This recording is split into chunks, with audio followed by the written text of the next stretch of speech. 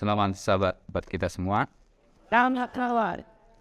Kita satu dalam doa kembali untuk memulai pelajaran Alkitab kita. Bapa kami yang ada di surga, kami terus memuji nama Tuhan atas kesempatan yang indah ini. Di hari Sabat Tuhan yang kudus, kami diberi kesempatan kembali membuka Alkitab kami, mempelajarinya bersama-sama.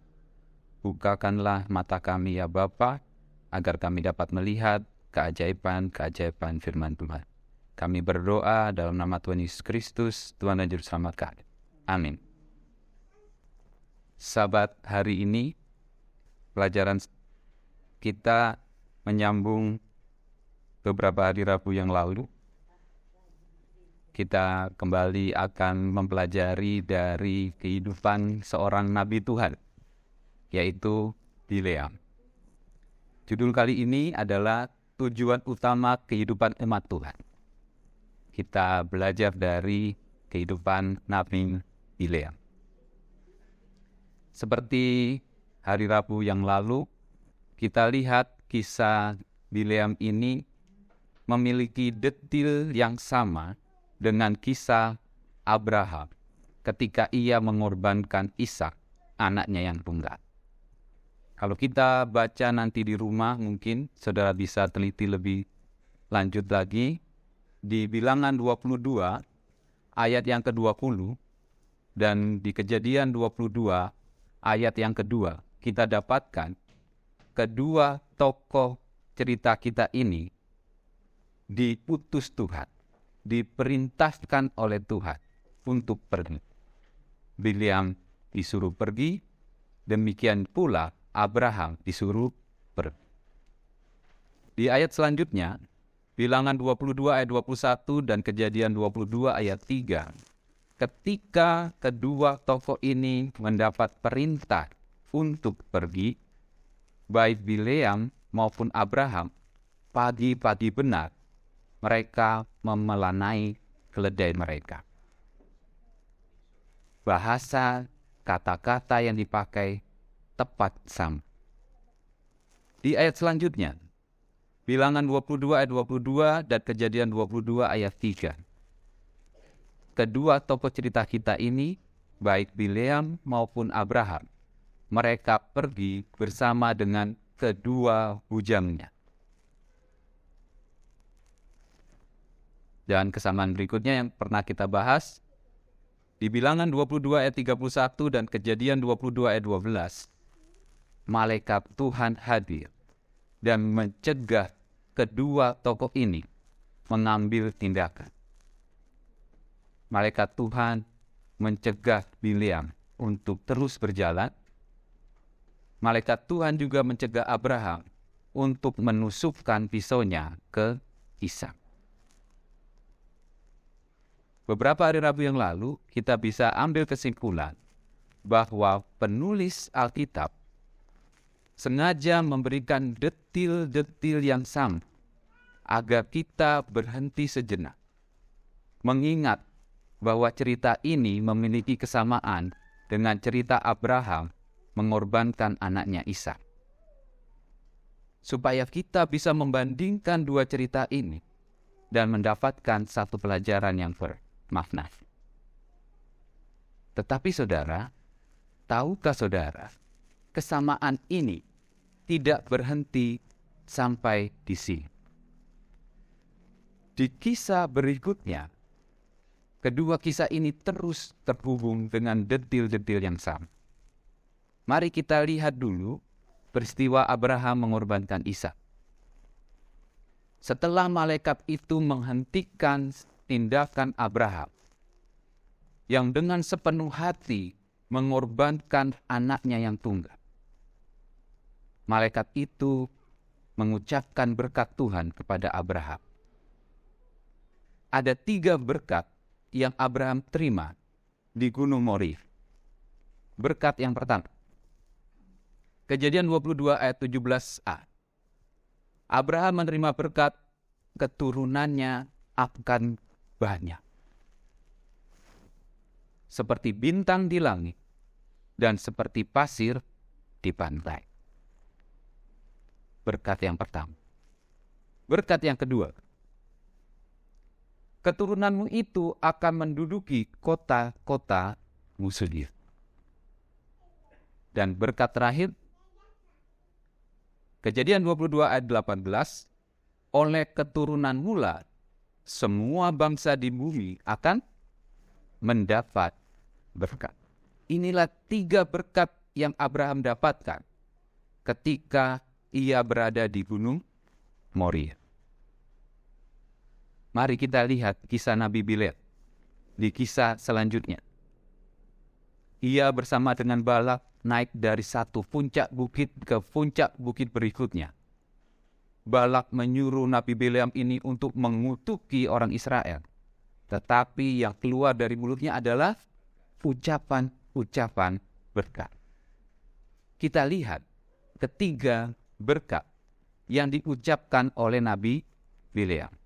Berkat pertama di puncak bukit yang pertama. Bilangan 23 ayat 9 dan 10 bagian yang pertama. Lihat, suatu bangsa yang diam tersendiri dan tidak mau dihitung di antara bangsa-bangsa kafir. Siapakah yang menghitung debu Yakub? Dan siapakah yang membilang bondongan-bondongan Israel? Apa kesimpulan dari berkat Bileam ini? Kesimpulannya adalah sebetulnya kegenapan janji Tuhan. Berkat Tuhan di Gunung Moria kepada Abraham yang pertama adalah, keturunanmu sangat banyak seperti bintang di langit dan seperti pasir di tepi laut. Berkat Bileam mengatakan, siapakah yang dapat menghitung debu Yakub? Israel menjadi bangsa yang sangat-sangat besar. Perhatikan berkat yang kedua. Bilangan 23 ayat 24, di puncak bukit yang kedua. Bileam berkata, lihat, suatu bangsa yang bangkit seperti singa betina, dan yang berdiri tegak seperti singa jantan, yang tidak membaringkan dirinya, sebelum ia memakan mangsanya, dan meminum darah dari yang mati dibunuhnya. Bandingkan dengan berkat Tuhan kepada Abraham yang kedua. Keturunanmu itu akan menduduki kota-kota musuhnya. Berkat Bileam yang kedua, ia bagaikan singa, memakan mangsanya dan meminum darah dari yang mati dibunuh. Saudara lihat kesamaannya, bahwa bangsa yang besar itu, bangsa Israel itu, keturunan Abraham itu, akan berkuasa atas musuh-musuhnya. Berkat Bileam yang pertama sama, identik dengan berkat Abraham yang pertama. Berkat kedua Bileam juga sama dengan berkat kedua milik Abraham. Sebagai pembaca Alkitab yang jeli, apa yang saudara harapkan? Bagaimana dengan berkat ketiga? Bilangan 24 ayat 9b. Apa yang saudara harapkan? Tadi sudah 4 sama, sekarang 2 sama. Tentu kita berharap yang ketiga ini juga akan sama.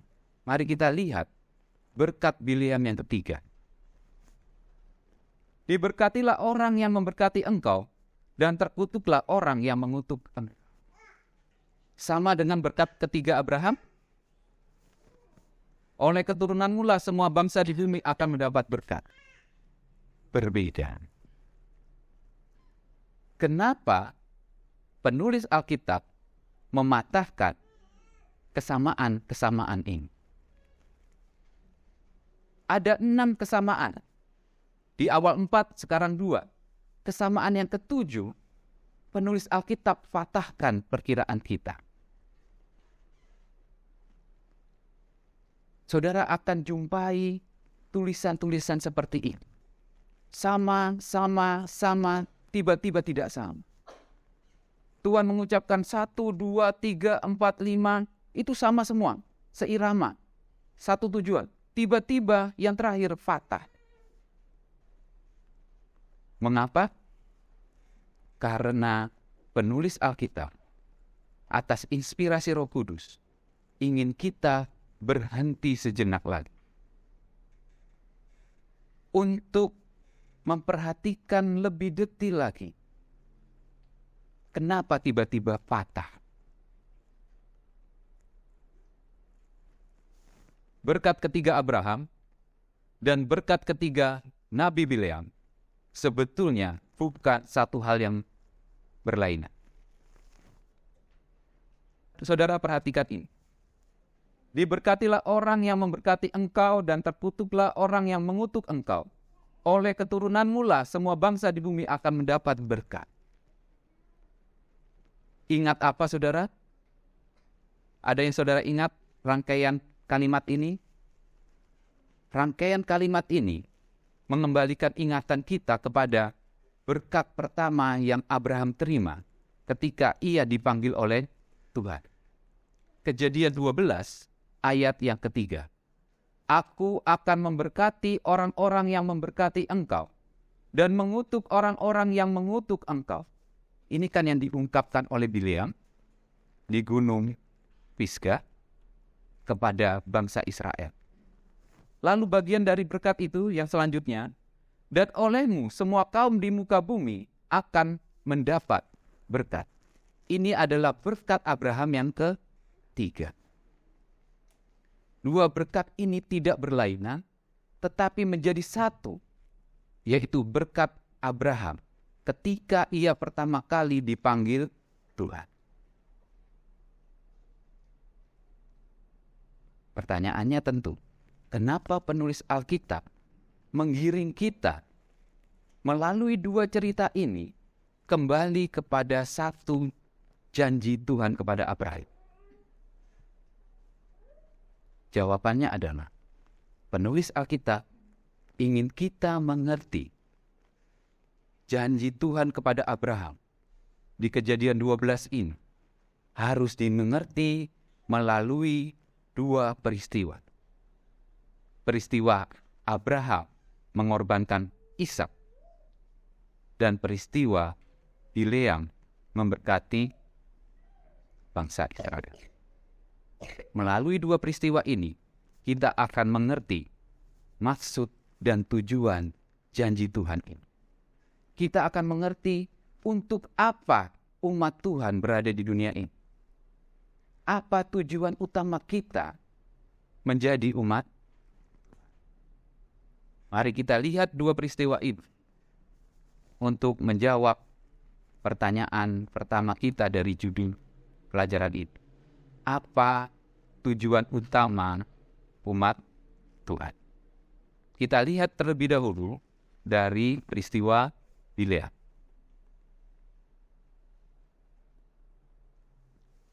Kita tinjau tiga berkat yang diucapkan Bileam di tiga puncak bukit. Perhatikan ketiga berkat ini. Pertanyaan yang perlu kita tanyakan adalah yang pertama, adakah kuasa dari kutuk yang diucapkan Bileam? Apakah ketika Bileam mengatakan jadilah engkau batu, maka ia menjadi batu? Jadilah engkau miskin, maka orang yang dikutuk Bileam akan menjadi miskin. Apakah ucapan kutuk Bileam itu memiliki kuasa? Kalau kita baca seluruh kisah Nabi Bileam, kita belum dapati bukti bahwa ketika Nabi Bileam mengutuk orang, kutuk itu terjadi. Tidak ada buktinya. Maka kita beralih ke pertanyaan yang kedua. Apakah ketika Nabi Bileam mengucapkan berkat, maka berkat itu akan datang? Oh, diberkatilah engkau, jadilah engkau kaya, maka orang itu jadi kaya. Untuk pertanyaan ini, kita memiliki bukti-bukti di dalam Alkitab. Kalau kita bisa menjawab pertanyaan kedua ini, maka kita juga bisa menjawab pertanyaan yang pertama. Kalau ucapan berkat Bileam itu manjur, maka ucapan kutuknya tentu manjur. Kalau ucapan berkat Bileam itu tidak ada maknanya, kosong, maka ucapan kutuk Bileam itu juga akan kosong. Mari kita lihat berkat yang pertama. Siapakah yang menghitung debu Yakub dan siapakah yang membilang bondong-bondongan Israel? Saudara, kalau kita baca runut cerita Bileam, jauh sebelum Bileam berkata, mengucapkan berkat kepada bangsa Israel dari puncak bukit, ia sudah menyampaikan pesan terlebih dahulu kepada Balak. Bilangan 23 ayat 8. Bagaimanakah aku menyerapa yang tidak diserapa Allah? Bagaimanakah aku mengutuk yang tidak dikutuk Tuhan? Apa maknanya? Sehebat apapun Nabi Bileam, kutuknya tidak memiliki kuasa jika Tuhan tidak mengutuk orang itu. Seberapa hebatnya Nabi Bileam menyumpahi orang, tidak akan pernah terjadi kutuknya kalau bukan Tuhan yang mengutuk. Perhatikan berkat yang kedua. Sebelum ia memakan mangsanya dan meminum darah dari yang mati dibunuh. Sama seperti kesempatan yang pertama. Sebelum ia mengucapkan berkat ini, Nabi Bileam berkata kepada Balak yang menyewanya. Bilangan 23 ayat 20. Ketahuilah, aku mendapat perintah untuk memberkati, dan apabila Tuhan memberkati, maka aku tidak dapat membalikkannya. Jadi, ketika Nabi itu memberkati orang dan orang itu terberkati, sebetulnya siapa yang memberkati orang itu? Tuhan, bukan kata-kata Nabi itu.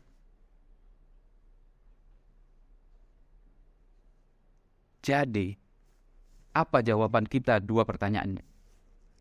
Apakah kutuk dan berkat dari mulut Bileam memiliki kuasa? Tidak. Semarah-marahnya saudara kepada saudara kita. Semarah-marahnya orang tua kepada anaknya. Dan mengucapkan kutuk kepada orang lain. Tidak ada kuasa dalam kutuk manusia. Siapakah manusia bisa mengutuki orang lain? Siapakah manusia bisa memberkati orang lain? Berkat dan kutuk hanya milik Tuhan. Kalaupun saudara marah lalu saudara kutuk teman saudara, jatuh kau nanti. Jatuh betulan. Ya bukan kutuk saudara yang mempan. Tetapi memang Tuhan sudah mengizinkan itu jatuh. Karena mulut kita tidak punya kuasa untuk memberkati maupun mengutuk. Pertanyaan ketiga. Melalui berkat yang ketiga. Diberkatilah orang yang memberkati engkau, dan terkutuklah orang yang mengutuk engkau. Bagaimana selama ini kita memahami berkat ini? Apakah kira-kira ketika saya bilang kepada Pak Reja, Pak Reja, diberkatilah engkau di dalam Tuhan, besok saya dapat berkat? Ya, kalau Pak Reja baik, dia kasih nasi kotak sama saya. Tapi apakah itu bermakna demikian? Setiap kali kita memberkati umat Tuhan, kita diberkati. Setiap kali kita mengutuk umat Tuhan, kita akan dikutuk. Mari kita lihat hidup Nabi Bileam. Dia adalah orang yang memberkati bangsa Israel, umat Tuhan sebanyak 3 kali. Kalau pemikiran kita tetap sama, berarti Nabi Bileam ini adalah orang yang paling diberkati Tuhan. Karena dia 3 kali memberkati umat Tuhan. Bagaimana akhir hidup Nabi Bileam? Apakah Bileam diberkati dalam hidupnya yang sisa? Yosua 13 ayat 22. Juga Bileam bin Beor, juru tenung itu, telah dibunuh oleh orang Israel dengan pedang, beserta orang-orang yang telah mati tertikam oleh mereka. Kalau dibunuh itu diberkati kan namanya? Apakah hidup Bileam diberkati? Padahal dia sudah memberkati umat Tuhan loh. 3 kali. Berkatnya besar. Puji-pujiannya banyak. Tapi akhir hidupnya hanyalah kematian. Bahkan di kitab-kitab perjanjian baru, Nabi Bileam dinyatakan sebagai contoh nabi yang sesat. Apa artinya? Kita memberkati umat Tuhan atau mengutuki umat Tuhan, itu tidak akan membawa berkat atau membawa kutuk buat kita. Jadi inilah pelajarannya.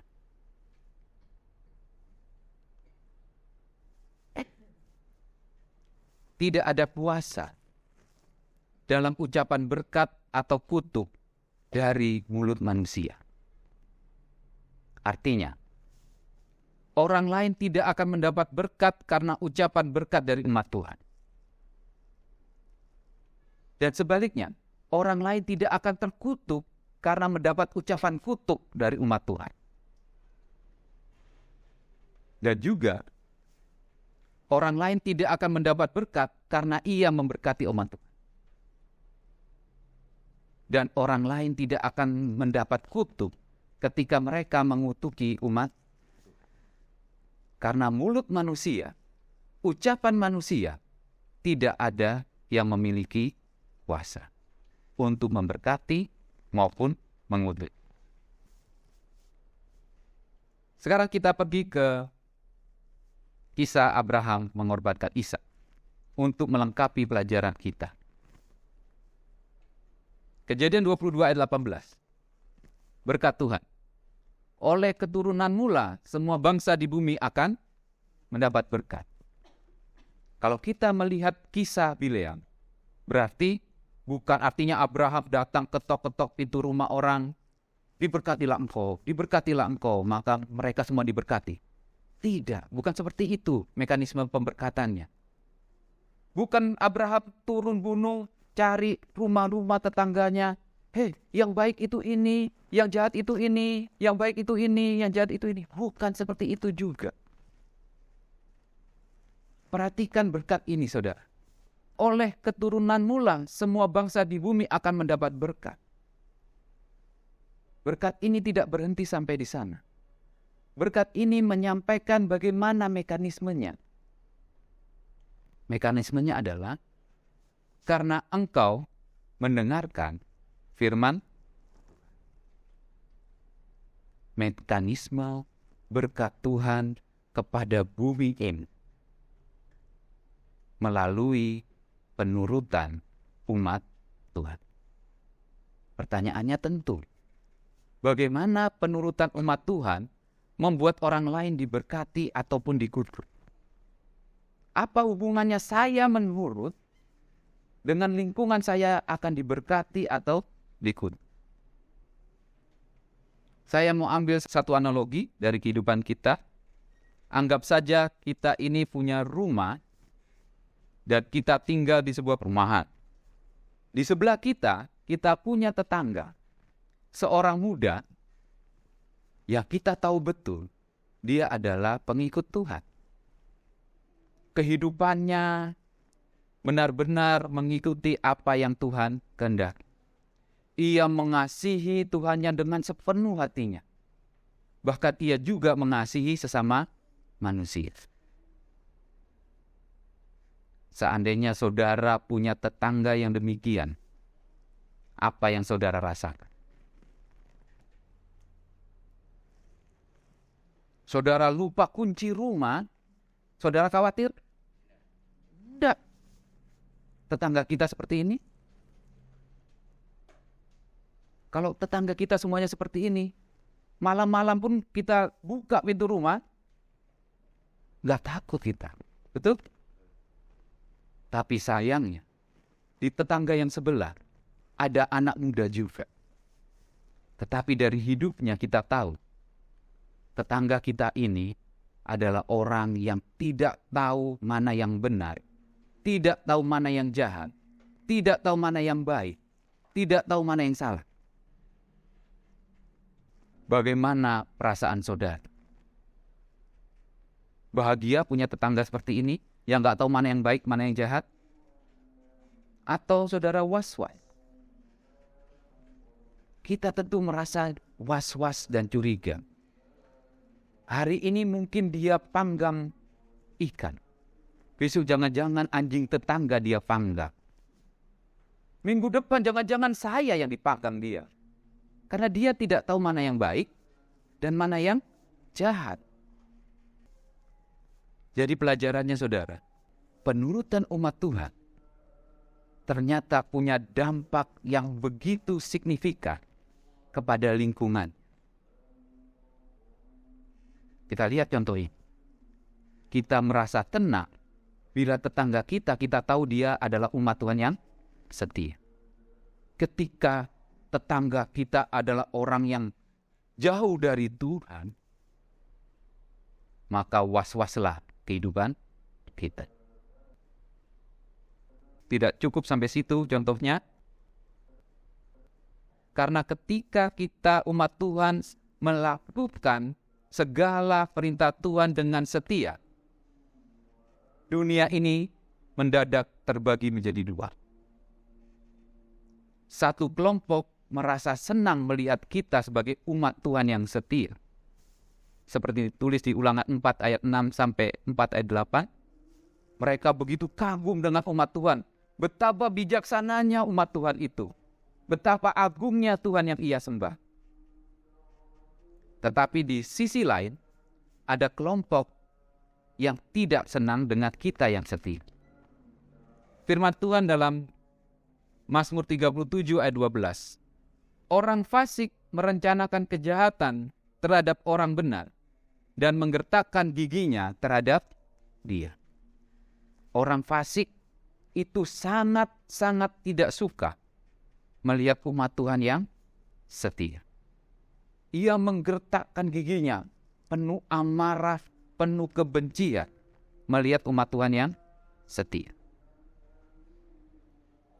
Sebaik apapun ide saudara di dunia ini, seluhur apapun pekerjaan saudara di dunia ini, dunia akan terbagi menjadi dua. Ada yang pro, ada yang kontra. Itu selalu terjadi. Walaupun saudara setianya minta ampun, dunia tetap akan terbagi menjadi dua. Ada yang senang, ada yang tidak senang. Mari kita lihat kenyataannya. Seandainya kita umat Tuhan hidup setia terhadap perintah-perintah dan kehendak Tuhan, kehidupan kita ini dilihat oleh orang-orang terdekat kita, dan mereka menikmatinya, menyadari, oh begini toh harusnya hidup itu. Lalu mereka mengikuti apa yang kita lakukan.